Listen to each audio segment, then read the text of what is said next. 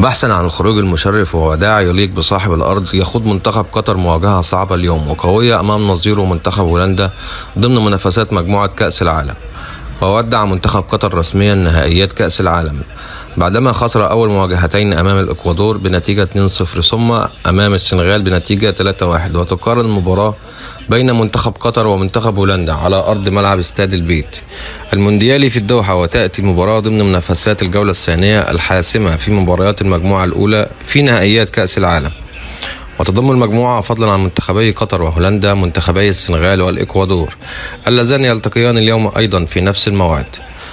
وحقق منتخب هولندا الفوز على الجولة الأولى على الحساب السنغال بثنائية نظيفة، ثم تعادل مع الإكوادور في الجولة الثانية، فيما خسر منتخب قطر أول مباراتين.